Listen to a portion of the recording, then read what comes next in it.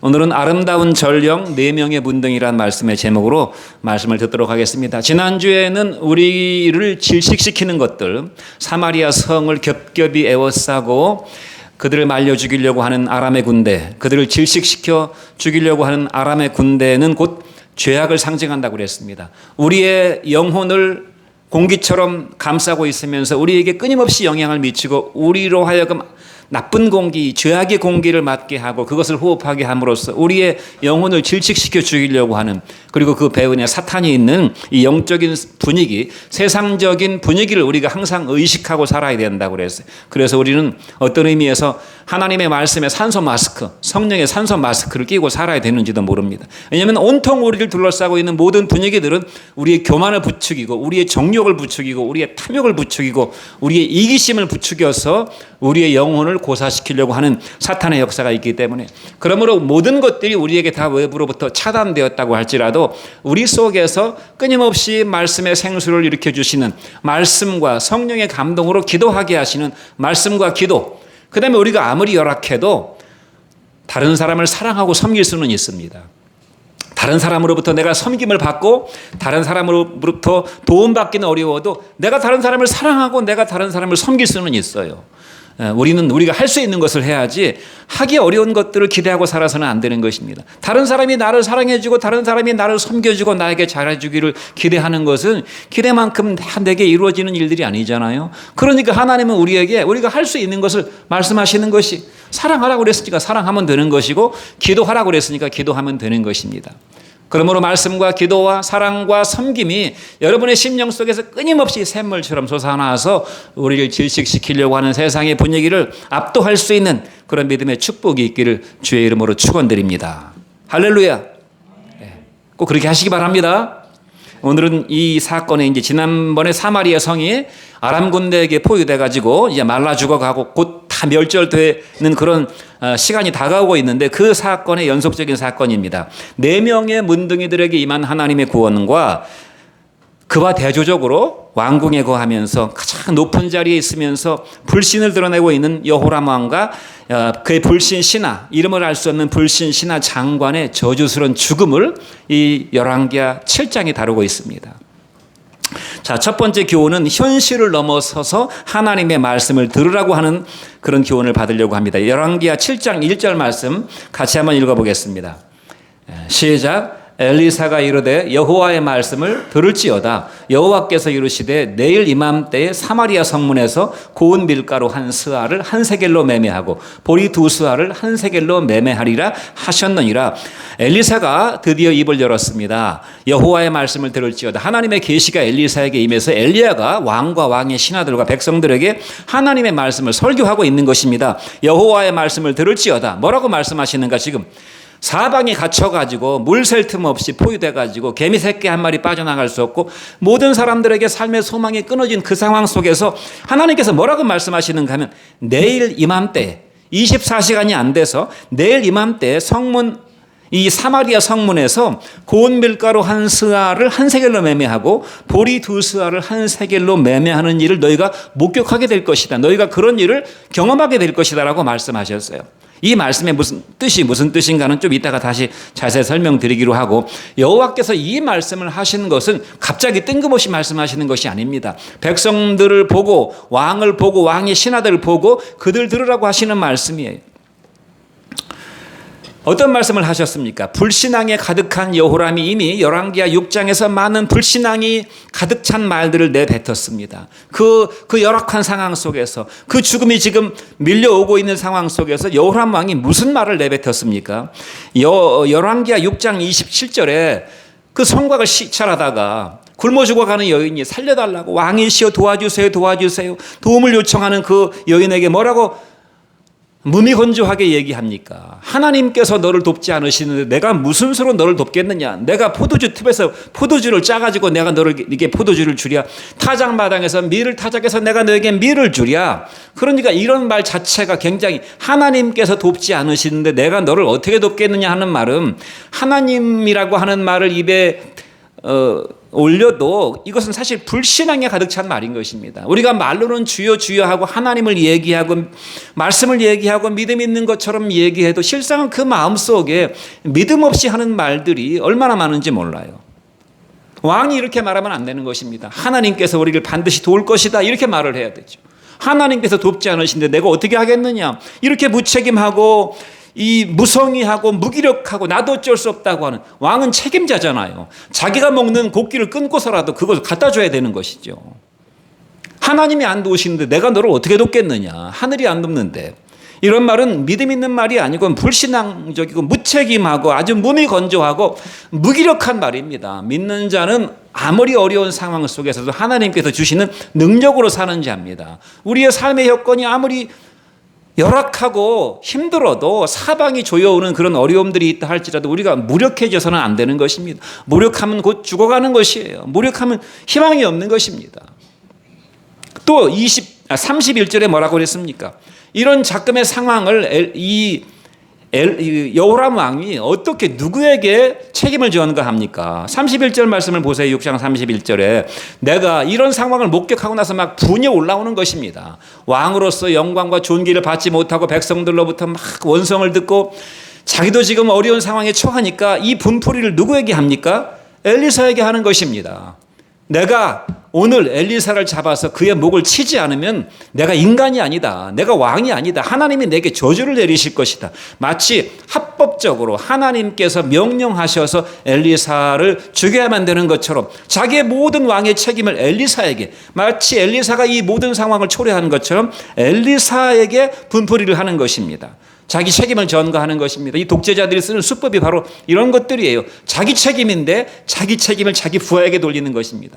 장관이 뭐 정책을 잘못 써가지고 부하가 뭘 잘못해가지고 군대에서 군인들이 전쟁을 잘못해가지고 마치 이런 상황에 닥친 것처럼 최종 책임자인 자신이 책임은 지지 않고 누군가를 희생양 삼아서 책임을 전가하는 태도. 그러니까 김씨 왕조가 잘못은 다 자기가 해놓고서 항상 무슨 문제가 생기면 이인자를 처단하잖아요. 반동으로 숙청하잖아요. 푸틴도 그렇고 시진핑도 그렇고 다 그렇습니다. 이 마귀로부터 나온 공산주의의 특징은 바로 마귀의 역사에 진면목을 보여주는 것이 하나님은 비록 인간이 죄를 졌지만 하나님께서 그 인간의 죄를 책임지시려고 자기 아들을 십자가에 죽게 했잖아요. 그러나 마귀는 책임을 전가하게 만드는 것입니다. 책임을 전가해가지고는 아무런 문제 개선이 되지가 않아요. 엘리사를 100번 죽인다 한들 문제가 해결되겠습니까? 또 33절에 뭐라고 그랬습니까? 마지막에 6장 33절에서 이 재앙이 하나님으로부터 왔기 때문에 하나님이 우리를 도우실 수 없다. 하나님이 지금 우리를 치시고 있는데 어떻게 하나님께서 이 문제를 해결하시겠냐? 그게 아니죠. 하나님께서 우리를 지금 치시고 있기 때문에 하나님으로부터만 문제가 해결되는 것이죠. 문제를 하나님이 주시는 것이고 문제 상황을 하나님께서 묵인하시고 허용하신 것이기 때문에 문제 해결은 100% 다 하나님께 있는 것입니다. 문제 해결의 열쇠는 하나님이 가지고 계시는 것이 하나님께서 우리를 치셨기 때문에 우리가 어쩔 수 없다는 것은 이것은 완전 불신앙이고 부전돼 싸워보지도 않고 포기하는 것입니다. 그 말 속에 깊은 영적인 의미들이 있는 것이 그러니까 우리가 말 한마디를 할 때도 물론 일상적인 이런저런 말들은 우리가 그냥 일상적으로 하지만 어떤 상황 속에서 우리가 어떤 말을 할 때는 좀 자기가 자기에게 하는 말이 자기에게 어떤 영향을 미치고 다른 듣는 사람들에게 어떤 영향을 미치는지를 생각해보고 말을 해야 되는 것입니다. 생각난다고 감정이 올라온다고 그냥 하고 싶은 말을 다 내뱉어서는 안 되는 것이 그래서 성경은 뭐라고 그랬습니까? 너희의 입술에 너희의 입에 재갈을 채우라고 말했잖아요.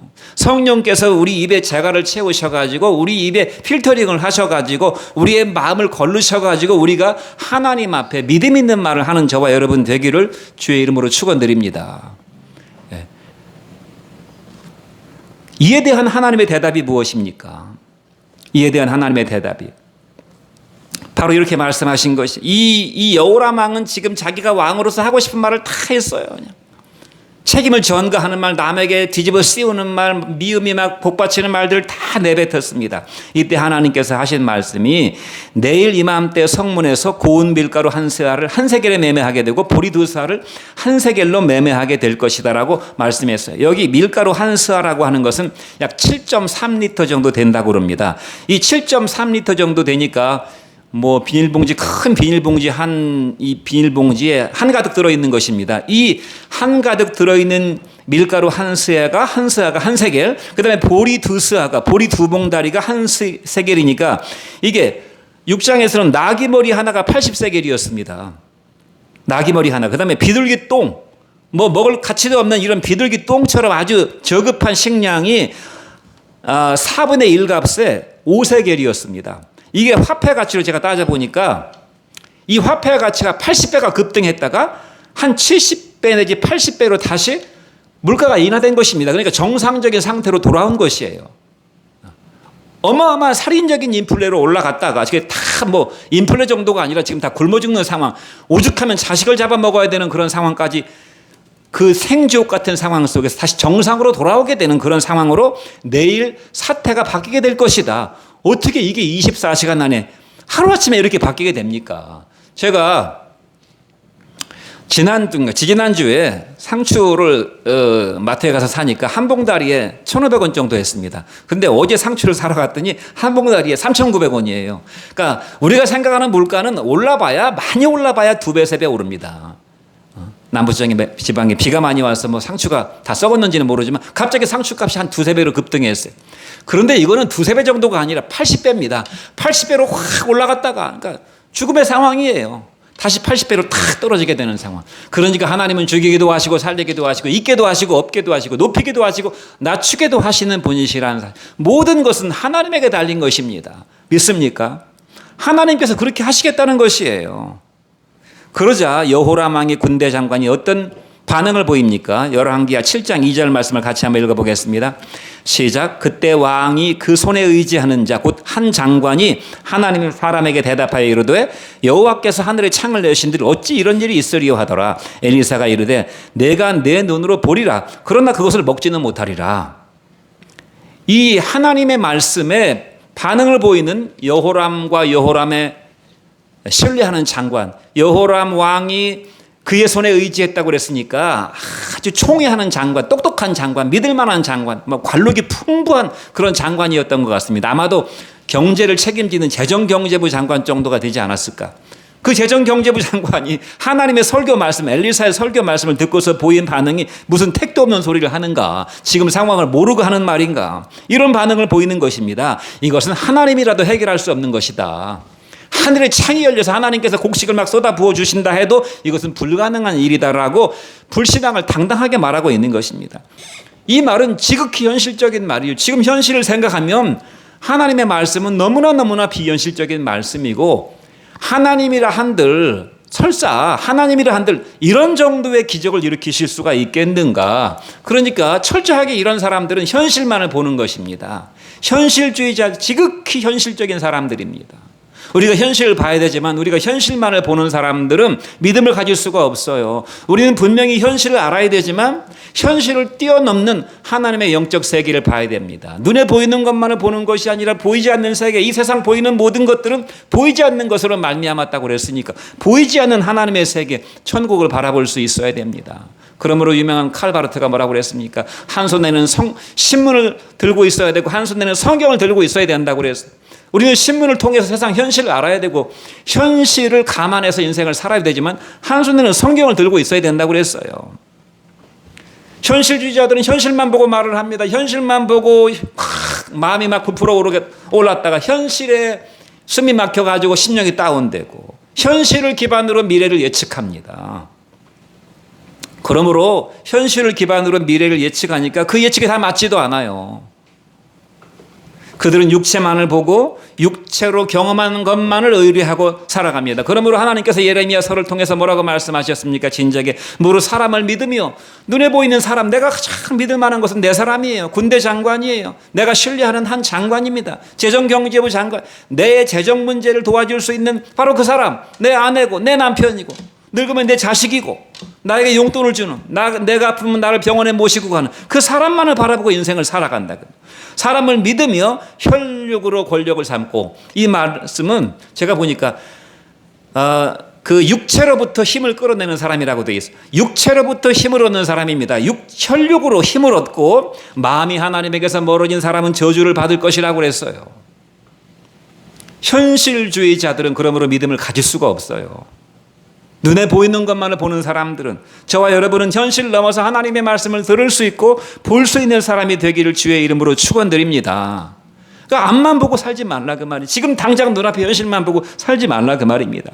여러분, 세상 지혜는 한계가 있어요. 왕의 신하가 이게 보통 신하겠습니까? 그 상황 속에서 마지막으로 여호람 왕이 어떻게 될지 모르는 그 상황 속에서 자기가 마지막까지 의지했던 사람이 바로 그 신하 장관이었습니다. 그는 아마도 경제를 책임지는 장관이었을 것이고 서울대학교에 아마 교수급 됐을 그런 정도의 사람이었을 것입니다. 미국에 가서 아주 유수한 대학에서 박사학위를 받아온 사람, 경제를 책임지는 전문가, 박사였고 현실의 경험이 아주 충만한 사람이었을 것이에요. 그러나 이 사람에게 결정적으로 없는 것이 무엇입니까? 지식도 있고 경험도 있고 권력도 있고 왕과 친분도 있고 세상을 보는 지혜도 있어요. 그러나 이 사람에게는 믿음이 없어요. 믿음이. 다른 건 다 있는데 믿음이 없어요. 박사학위도 있고 지식도 있고 권력도 있고 경험도 있는데 믿음이 없단 말입니다. 그럼 눈에 보이는 세계 안에서 살아야 되는 것이에요. 자기 뇌가 명령하고 자기 육체 힘이 미치는 범위 안에서 살아야 되는 것입니다. 그런 인간의 힘이 얼마나 미약합니까? 하나님의 지혜를 알 수가 없어요. 하나님의 능력을 경험할 수 없어요. 사람을 변화시키고 사람을 살리고 사람으로 위대한 인생을 살게 하는 그런 하나님의 능력을 경험하지 못합니다. 그러니까 어찌 이런 일이 있겠느냐? 하나님의 이름을 입에 올리면서 어찌 이런 일이 있겠느냐? 그의 삶은 불신앙의 삶 그 자체입니다. 그러므로 그는 기대하지 않아요. 여기 여러분 여호람 왕이나 왕의 신하들이 기도했다는 내용이 있습니까? 이런 상황 속에서 할 것은 기도밖에 없잖아요. 붙잡을 것은 말씀밖에 없잖아요. 무엇을 의지하고 무엇을 붙잡습니까? 누구를 기대합니까? 아무것도 기대할 것이 없고 붙잡을 것이 없기 때문에 하나님을 기대하고 하나님께 기도하고 죽으면 죽으리다 하고 가지고 뭐 죽기밖에 더 하겠어요. 우리는 죽으면 하나님 나라에 들어가는 것이기 때문에 죽으면 아무런 문제가 안 되는 것입니다. 그러므로 이런 현실주의자들은 기대도 하지 않고 기도도 하지 않습니다. 교회를 다니면서도 이런 명목상 신자들, 그러나 실질적인 불신자들이 상당수 많이 있는 걸로 알고 있어요. 자기 인생에 아무런 문제가 없을 때는 교양처럼 그저 마음의 평안을 얻고 마음의 위안을 얻는 정도로 인생을 살아가지만 정말 사면 초과의 상황에 부딪혔을 때 정말 하나님만을 의지하고 하나님께서 내게 어떤 기적을 베푸실 것이다, 하나님을 기대하는 그런 실질적인 믿음이 없이 살아가는 사람들이 많이 있다는 말입니다. 사랑하는 성도 여러분, 실제적인 믿음이 무엇입니까? 우리는 믿음이 아니라 실제적인 믿음을 가져야 됩니다. 저는 여러분들이 막연하게 생각하는 믿음, 실전에 경험이 아주 백전도장의 경험이 없는 믿음, 그저 현실적인 어떤 영역 안에서 모든 것들이 조건이 잘 맞았을 때 그냥 문제없이 걸어갈 수 있는 믿음이 아니라 사마리아 성이 이렇게 에워싸여져 가지고 죄악이 관영하고 나를 죽이려고 달려드는 아람 군대가 진을 치는 상황 속에서도 여러분의 믿음의 효력을 발휘할 수 있는 실질적인 믿음의 사람이 되기를 간절히 바랍니다. 실질적인 믿음을 원하십니까? 삶에 돌아가서는 써먹을 수 없는 믿음은 아무런 쓸모가 없어요. 문제 앞에서 아무런 능력을 발휘하지 못하는, 문제 앞에서 나를 절망시키고 나를 우울하게 만들어버리고 나를 무기력하게 만들어버리는 믿음은 쓸모가 없다 그 말입니다. 죄의 유혹을 이기지도 못하는 믿음 어디 있을 때가 있습니까?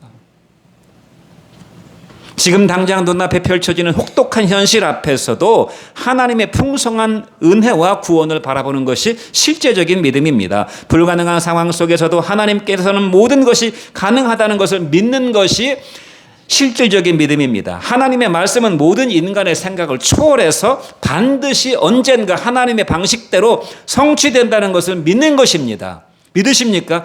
그러니까 내 뜻대로 안 된다고 해도 문제가 안 되는 것이에요. 하나님은 하나님의 뜻을 반드시 이루실 것입니다. 우리는 우리의 뜻이, 우리의 소견머리가 좁기 때문에 내가 원하는 육체적인 것, 현실적인 것, 이 세상적인 것들을 중심으로 생각하니까 우리의 기도가 잘 안 이루어지지, 하나님은 하나님의 뜻을 이루어 가신다 그 말입니다. 하나님은 하나님의 방식대로 하나님의 뜻을 이루어 가실 것이라는 것이에요. 그리고 믿음으로 순종하고 잠잠히 그 결과를 기다리는 것이 실질적인 믿음입니다. 여러분, 아브라함의 믿음을 보세요. 우리의 믿음의 표본이라고 할 수 있는 아브라함의 믿음을 보세요. 하나님께서 아브라함의 믿음을 어떻게 아브라함으로부터 믿음을 뽑아내셨습니까? 100세의 아들을 주셨잖아요. 75세에 믿음 생활을 시작했는데 76세에 바로 주셨으면 얼마나 좋겠습니까? 야, 하나님 믿으니까 내가 그동안 하나님 없이 살 때는 자식 하나 없이 참 쓸쓸하게 정말 절망적으로 허무하게 인생을 살았는데 하나님 믿으니까 막 기도 응답이 되고 자식이 안 생기던 자식이 막 1년 믿으니까 막 금방 믿음이 생겨. 아, 이삭뿐만 아니라 막 자식이 줄줄이 생겨가지고 사람들은 다 그런 걸 기대하잖아요. 그렇죠. 그 다음에 줬으면 얼마나 좋아요. 뭐 믿음에 무슨 문제가 있었겠습니까? 그러나 하나님의 뜻은 그것이 아니, 하나님은 아브라함이 대를 이을 자식을 얻는 것이 그렇게 하나님의 주 관심사가 아니었습니다. 우리는 우리의 주 관심사가 딱 있어요. 내 주 관심사가 하나님은 나에게 무엇을 원하실까에 대해서는 깊이 생각해 보지 않고 내가 원하는 것들을 항상 생각하고 있는 것입니다. 그러므로 믿음을 경험하기가 어려워요. 하나님은 아브라함에게 어떻게 실질적인 믿음을 주었습니까? 25년 동안 포기하지 않도록 했잖아요. 계속 그 믿음이 다운될 때마다 매 순간 찾아가셔가지고 그에게 말씀을 주셨잖아요. 소망을 주셨잖아요. 그래서 결국 100세 아들을 얻게 하셨습니다. 25년 동안 기다리게 하셨어요. 절체절명의 상황까지 몰고 가셨어요. 그래서 아브라함의 하나님을 뭐라고 그럽니까? 아브라함의 믿음 바 하나님은 죽은 자를 살리시며 없는 것을 있는 것처럼 부르시는 하나님. 에워싸인 사마리아 성에서도 하나님은 24시간 안에 밀가루 한 스아를 한 세겔에 매매하게 할 것이고 보리 두 스아를 한 세겔로 매매하게 하는 이런 기적적인 역사를 이룰 것이라고 하는 것을 믿으라고 지금 말씀하시는 것입니다. 상황을 서서히 호전시키셔서 결국 그런 상황 속으로 몰고 가실 수도 있지만 인간의 상상을 초월하는 방식으로 하나님은 일을 하신다는 것입니다. 여러분, 나사로의 하나님, 마리아와 마르다의 하나님은 어떤 하나님입니까? 죽은 자를 소생시키시는 부활의 실질적인 주님이셨어요. 요한복음 11장 40절 말씀을 같이 한번 읽어보겠습니다. 요한복음 11장 40절 시작. 예수께서 이르시되 내 말이 너희가 믿으면 하나님의 영광을 보리라 하지 아니하였느냐. 이 스토리가 있잖아요. 이 나사로가 그 집의 가장인데 병이 들어서 죽게 생겼는데 미리 손을 써가지고 예수님을 빨리 모셔오도록 했습니다. 우리 오라비 나사로가 지금 중병에 걸려서 죽어갑니다. 빨리 오세요 예수님. 왜냐하면 예수님과 안면이 있고 친분이 있고 하나님이 사랑하시는 가족이라고 그랬거든요. 그러니까 열일을 제쳐두고 예수님께서 달려오실 줄 알았습니다. 그러나 예수님은 차일피일 미루면서 오지 않았어요. 성경에 보면 나사로가 죽기를 기다렸다고 그랬어요. 나사로가 죽기를 일부러 기다려서요. 예수님은 죽고 나서 우리가 우리 친구 나사로를 깨우러 가자 하면서 나사로의 집으로 가는 것입니다. 예수님을 보고 나서 예수님께서 그들에게 뭐라고 말씀하셨어요? 내 오라비 나사로가 죽었습니다. 그러니까 나는 부활이요 생명이, 나를 믿는 자는 죽어도 살 것이고 무릇 살아서 나를 믿는 자는 영원히 죽지 않을 것이다. 예수님은 영생을 지금 말씀하시고 계시는 것입니다. 죽어가는 육체의 생명을 붙잡고 사는 이 죽음의 한계에 갇힌 사람들에게 영생을 말씀하시고 계셨는데 그들은 영생을 이해하지 못했어요. 그러니까 의미를 잘 알지도 못하고 실질적인 믿음도 없으면서 내가 믿나이다 그랬어요. 그런데 나사로의 시신이 묻혀있는 동굴에 가서 돌을 굴려내라 그러니까 거기에서 그 더운 중동의 여름에 나사로의 시신 썩는 냄새가 확 풍겨오는 것입니다. 그러니까 믿음이 그냥 완전히 바닥나 버렸어요. 그때 예수님께서 하신 말씀이 바로 이 말씀. 너희가 어찌 나사로의 시신 썩는 냄새를 보면서 부활의 믿음이 없느냐. 그러면서 너희가 믿으면 하나님의 영광을 보리라라고 내가 말하지 아니하였느냐. 이렇게 말씀하셨잖아요. 나사로가 죽어야만 부활을 경험할 수가 있는 것이에요. 죽어서 시신 썩는 냄새를 맡아야만 그 상황 속에서 누가 부활을 기대하겠습니까? 한 가닥 1%의 희망이라도 남아 있어야만 우리가 하나님을 의지하지. 모든 소망이 다 끊어졌는데 어떻게 우리가 하나님을 기대하고 의지한단 말입니까? 마가복음 9장 23절로 24절은 또 뭐라고 말씀하고 있어요? 예수께서 이르시되 같이 한번 읽어보겠습니다. 할 수 있거든이 무슨 말이냐? 믿는 자에게는 능치 못할 일이 없느니라. 곧 그 아이의 아비가 소리를 질러 이르되 내가 믿나이다. 나의 믿음 없는 것을 도와주세요. 여기도 아주 정말 안타까운 상황이죠. 자기 자신 사랑하는 딸이 귀신 들려가지고 막 눈을 까뒤집고 막 입에 거품을 불면서 바닥에 나뒹구는 마귀가 역사해가지고 그런 모습을 보고 살아야 했던 그 아이의 아버지, 얼마나 안타까운 가슴이 무너지는 그런 상황이었겠습니까? 그 딸 자식을 예수님의 제자들에게 데리고 왔는데 고치지 못하는 것입니다. 제자들이 고쳐줄 줄 알았는데 고치지 못하니까 믿음이 확 다운돼 버렸어요. 고치지 못하니까 기대를 가지고 왔는데, 그때 예수님 앞에 이 거품 무는 딸을 데리고 왔는데 막 그 예수님 앞에서 막 소리를 지르고 거품을 무는 것입니다. 그때 예수님께서 이 아이의 아버지에게 주신 말씀이 바로 이 말씀이에요. 할 수 있거든. 예수님 좀 어떻게 좀 해주세요. 할 수 있으시면. 못하면 할 수 없고요. 이렇게 고백하니까 할 수 있거든이 무슨 말이냐? 그런 말이 어디 있느냐? 믿는 자에게는 능치 못할 일이 없느니라. 그러니까 이 아이의 아버지가 정말 가능성이 있는 사람인 것이 소리를 질러서 이렇게 얘기합니다. 내가 믿나이다. 내가 믿나이다라는 말은 내가 믿고 싶습니다. 나의 믿음 없는 것을 도와주세요. 우리는 우리가 믿음이 없다는 것을 인정해야 됩니다. 우리는 우리에게 믿음이 없다는 것을, 혹은 너무나 우리의 믿음이 부족하고 가볍다는 것을 인정하고 고백하고 믿음 없는 것을 도와달라고 하나님께 간구해야 됩니다. 우리는 돈이 없는 것은 창피하게 생각하고, 남들은 다 부자로 사는데 나만 가난뱅이로 살면 돈이 없는 것에 대해서는 문제의식을 갖고 돈 달라고 하나님께 기도는 하면서도 믿음을 달라고는 기도하지 않는 것입니다. 좋은 대학 들어가게 해달라고, 공부 잘하게 해달라고, 좋은 직장 취업하게 해달라고, 내가 부족한 것은 도와달라고 간구하면서도 나의 믿음이 없는 거에 대해서는, 나의 믿음이 너무나 가볍고 부족하던 거에 대해서는 별로 문제의식이 없다 이 말입니다. 이 아이의 아버지는 어떻게 했습니까? 주여 내가 믿고 싶습니다. 내가 믿음이 없는 것을 도와주세요라고 믿음을 요구했잖아요. 많은 사람들이 세상 물가나 금리나 주식이나 부동산이나 입시나 취업이나 승진에는 많은 지식을 가지고 있지만 믿음에는 너무나 무지하고 무식하고 빈약합니다.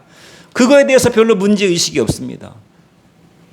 내 인생에 무슨 하나님의 개입과 승진, 역사가 있겠나. 여호람과 신하 장관 같은 태도를 가지고 하나님의 창을 여신다 한들 이 문제를 어떻게 해결하겠느냐. 체념적인 태도를 가지고 인생을 살아갑니다.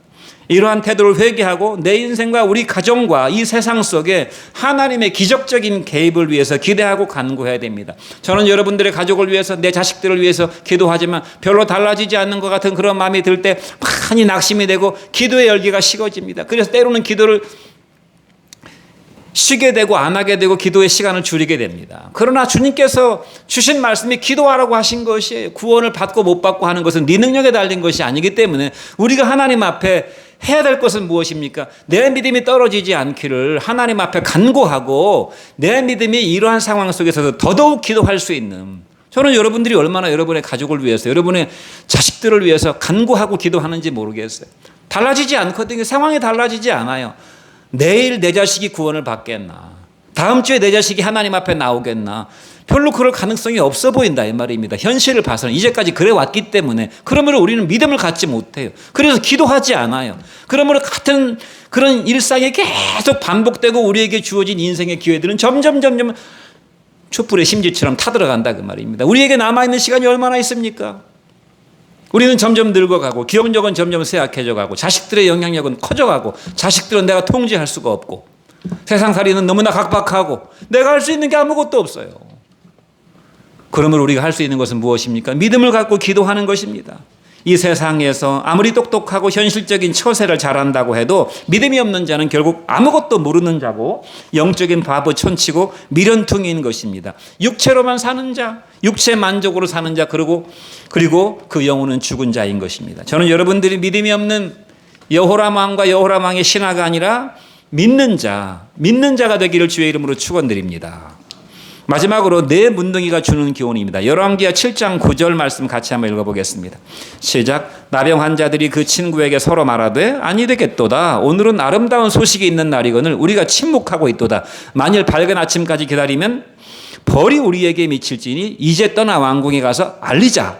여기 네 문둥이 스토리가 나오는데 대충 스토리가 좀 길기 때문에 하나님께서 결국 하나님이 예언하신 말씀대로 이스라엘에게 사마리아의 기적적인 승리를 갖다 주시는데 그 방식은 이렇습니다. 아람 군대가 어느 시간에 갑자기 집단적으로 환청을 듣게 됩니다. 이런 일들이 가능할까? 가능하다고 봅니다.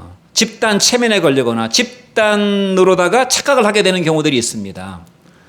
집단적으로 다 그런 식으로 생각하고 그런 식으로 듣게 되는 것이, 아람 군대가 큰 군대 소리를 듣게 됩니다. 병거들의 소리를 듣게 되고 말들의 말울음 소리를 듣게 되고 말발굽 소리를 듣게 되고 군사들이 함성 소리 막 어마어마한 함성 소리를 듣게 됩니다. 그리고 그들이 무슨 생각을 하는가 하면 야 이스라엘이 원군을 불렀구나.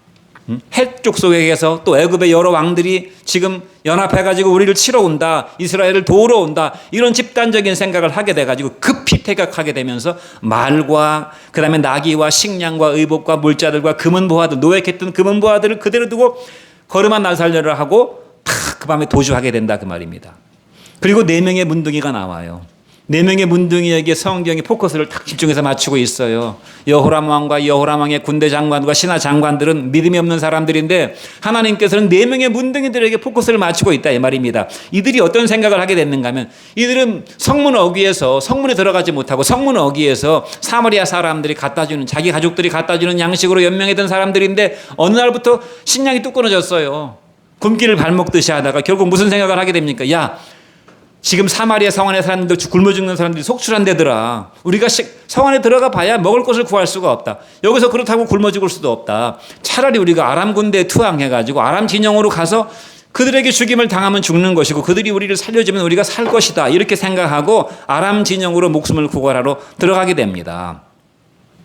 그리고 거기서 어마어마한 광경을 목격하게 되죠. 그들이 버리고 갔던 엄청난 식량과 의복과 물자와 금은보화를 갖게 되고 실컷 먹고 거기서 금은보화와 식량들을 갖다가 자기들이 아지트에다 갖다 쌓아놓고 왜냐하면 그들은 평생 동안 문둥이로 얻어먹고 살아야 되는 사람들이기 때문에 자기들의 살궁리를 다 해놓고 막 먹고 마시고 얼마나 좋았겠습니까? 그러다가 야 우리만 이렇게 먹고 마셔야 되겠느냐. 지금 성 안에 사람들이 굶어 죽고 있는데 왕국의 사람들이 굶어 죽고 있는데 그들에게 이 아름다운 소식을 우리가 전하지 않으면 우리가 하나님에게 저주를 받을 것이다. 사람의 형상을 하고 있어서 우리가 어떻게 이런 생각을 하고 우리만은 잘 먹고 잘 살겠느냐 하면서 성문에 들어가게 됩니다. 여러분 여기 문둥이들은 누구를 말하는 것입니까? 이들은 먼저 구원받은 사람들이고 아무 조건 없이 아무 자격 없이 하나님의 은혜를 받은 사람들입니다. 먼저 구원받고 은혜로 구원받은 사람을 뭐라 그럽니까? 성도라고 말하는 것입니다. 바로 저와 여러분들이 은혜 받은 문둥이들이에요. 은혜로 구원받고 먼저 구원받은 사람입니다. 우리는 구원받지 못한 사람보다 먼저 구원받은 사람들이에요.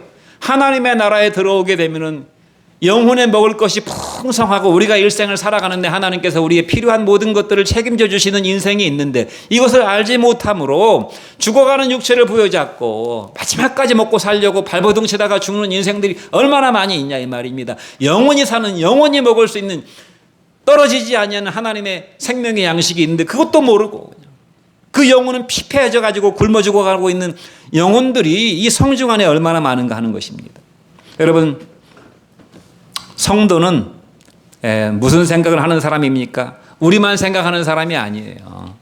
하나님께서 우리에게 주신 구원의 복을 누리는 사람이지만 우리만 생각하고 나만 구원받으면 된다. 나만 믿음이 있으면 된다라고 생각하는 사람이 아니고 성 안에서 복음을 듣지 못하고 이 아름다운 소식을 듣지 못하고 하나님의 구원의 소식을 듣지 못하고 굶어 죽어가는 사람들을 생각하는 사람들입니다. 이 본래 문둥이들은 버려진 자들이었잖아요.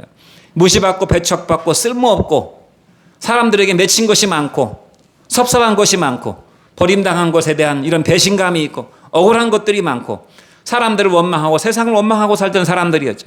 그러나 하나님은 그들을 먼저 구원하셨고 그들에게 성원의 백성들을 불쌍히 여기는 마음을 주셨습니다. 그들에게 오해를 무릅쓰고 안 믿어줄 것을 각오하고 실제로 가서 문둥이들이 얘기했을 때 여호람 왕이 믿었습니까? 안 믿었습니까? 안 믿었잖아요. 야 저것들이 문둥이들까지 짐 배수해가지고 우리를 끌어내가지고 우리를 들에서 죽이려고 하는구나라고 의심하면서 이 척후병을 보냈잖아요. 안 믿어줄 것을 무릅쓰고 각오하고 불편과 또 얼마나 불편합니까? 이 문둥이들은 일반인들과 접촉하기가 어려운데요. 이 불편하고 남에게 전도하고 남에게 구원의 소식을 전한다고 하는 것은 이게 보통 힘든 일이 아닙니다.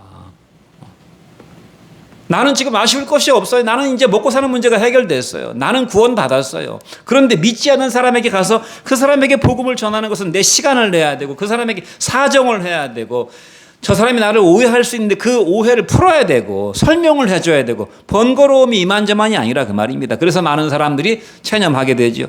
불편과 번거로움을 넘어서서 구원의 소식을 전하고자 하는 마음을 하나님은 그 문둥이들에게 주셨어요.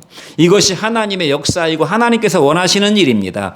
이들은 비참한 문둥이의 운명에서 세상에서 가장 아름다운 소식을 전하는 복음의 전령, 하나님의 말씀의 사도가 되었습니다. 이 상황 속에서 이들만큼 위대한 그런 존재가 어디 있습니까? 이 상황에 왕이 무슨 필요가 있어요? 신하가 무슨 필요가 있어요? 경제학 박사가 무슨 필요가 있어요? 지금 다 굶어 죽고 있는데. 그들에게 야, 바깥 세상에는 먹을 것이 천지다. 너희를 위협하는 군대는 물러갔다. 이 소식을 듣지 못하면 그들은 이제 얼마 후에 다 굶어 죽게 되는 것입니다. 다 멸망하게 되는 것입니다. 그들에게 구원의 소식을 전해줄 수 있는 이 문둥이들만큼 이 상황 속에서 이렇게 위대한 말을 하고 이렇게 위대한 행동을 할 수 있는 사람들이 어디 있습니까? 그날 새끼 밥을 먹고 사는 게 전부였던 문둥이들이 세상에서 가장 복되고 거룩하고 영광스러운 직분을 감당하는 자들로 거듭나게 된 것입니다. 저는 저와 여러분들이 이런 삶을 살기를 원합니다. 우리도 똑같이 먹고 마시고 생활을 하지만 우리에게는 이런 특권이 주어졌고 우리는 먼저 구원받은 문둥이들이에요. 로마서 10장 15절 말씀을 같이 한번 읽어보겠습니다. 시작. 보내심을 받지 아니하였으면 어찌 전파하리요? 기록된 바 아름답도다 좋은 소식을 전하는 자들의 발이요. 사도 바울이 이렇게 감격하고 있잖아요. 아름답도다. 이것은 감격적인 찬양입니다. 감격적인 시예요. 운문으로 기록했다. 아름답도다 좋은 소식을 전하는 자들의 발이요. 하나님을 알지 못하는 자들, 생명을 알지 못하는 자들에게 복음을 전파하는 그 입술과 그의 발걸음이 얼마나 아름다운가 감탄하고 감격. 사도 바울이 감탄하고 감격했다는 것은 하나님이 우리를 지으시고 보라 얼마나 좋으냐. 창세기 1장 31절에서 감격하신 바로 그 감격을 지금 하나님이 다시 말씀하시고 계시는 것이. 그러니까 하나님이 우리 보실 때 우리에게 뭐 이렇게 감격스러운 것이, 우리가 하나님을 감격하게 하고 감탄시킬 수 있는 것이 뭐가 있겠습니까? 내가 뭐 돈을 많이 벌어가지고 참 너 돈 버는 재주가 아주 출중하구나. 너 세상 학문의 지혜가 너 엄청나게 뛰어나구나. 하나님이 그런 거 보시고 감격하시고 감복하겠습니까? 우리 자식들이 공부 잘해서 서울대학교 들어가면 막 자식에 대해서 막 자랑하고 감격하지만 하나님께서 보실 때는 그런 것들은 감격거리가 아니에요. 하나님이 감격하시는 것은 무엇입니까? 성 안에 굶어 죽는 사람들에게 복음의 메시지를 전하는 것을 하나님께서 감격스럽게 보신다는 것이. 사랑하는 성도 여러분, 믿는 자는 구원받은 문둥이고 아름다운 소식을 전하는 전령들이고 거룩한 부담을 가진 십자가를 그 마음속에 품고 있는 사람들입니다. 복음을 가진 자가 세상에서 가장 큰 부자예요. 그러니까 여러분과 저는요, 삼성의 이재용 씨보다 100배 1000배 부자인 것입니다. 여러분 중에 혹 여러분의 인생과 삼성 이재용 회장의 인생을 바꾸자고 하면 바꿀 사람이 있겠습니까? 잠깐이라도 바꾸고 싶은 사람 계세요? 복음을 잘 모르는 사람인 것입니다. 삼성 이재용 회장의 마음속에는 하나님의 나라가 없어요. 그 사람도 새끼 밥 먹고 똥 싸고 사는 사람입니다. 아무것도 다를 것이 없어요. 천만금을 가져봐도 그것은 지나가는 그림자 같은 것입니다. 다를 것이 없어요. 별다를 게 없다 이 말입니다. 세상에서 가장 위대한 미션을, 대통령보다 더 위대한 미션을 여러분들이 가지고 계신 거예요. 그러니까 여러분이 여러분의 인생에서 가장 위대하고 복되고 가장 부자로 살고 싶으면 하나님의 말씀을 가지는 전령이 돼야 된다 이 말입니다. 그러려면 내가 먼저 밖에 나가서 아람 진영으로 생명을 무릅쓰고 들어가서 하나님이 이루어 놓으신, 하나님이 예배해 놓으신 그 위대한 구원을 내가 맛봐야 되겠죠. 가장 복되고 아름답고 위대한 자녀, 곧 하나님의 자녀로 사는 것입니다. 고린도전서 9장 16절 말씀을 같이 한번 읽어보죠.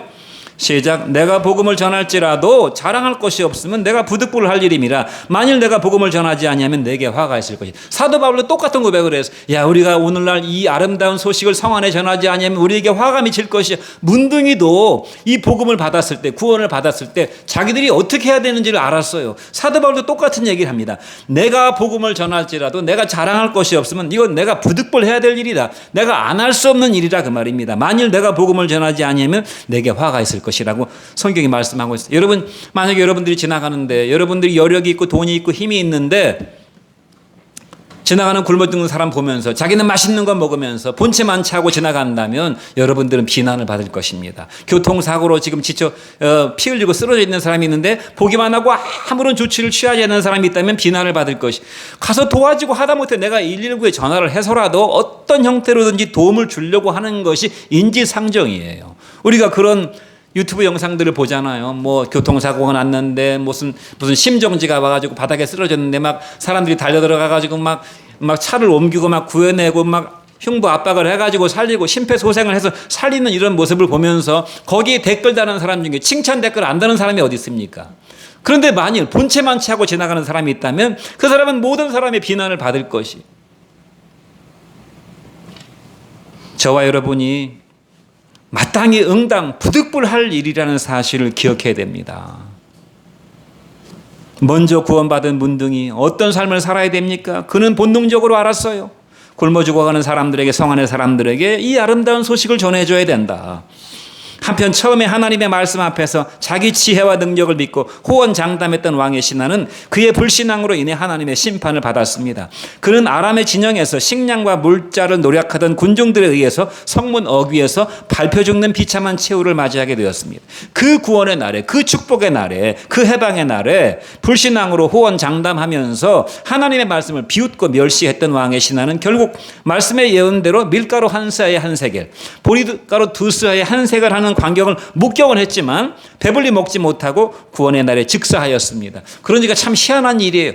아니 그 좋은 날에 어떤 상황이었길래 군중들에게 밟혀 죽었냐 그 말입니다. 다 좋은 날인데 지금 열악한 환경 속에서는 성난 군중들에 의해서 밟혀 죽을 수 있지만 지금 좋은 날이잖아요. 해방의 날이잖아요. 지금 이제 먹고 마실 수 있는 날이잖아요. 그런데 왜 밟혀 죽었냐 그 말입니다. 하나님께서 밟혀 죽을 것이라고 예언했기 때문에 네가 그 영광은 볼 것이지만 네가 그 영광은 경험하지 못할 것이라고 성경이 예언했잖아요.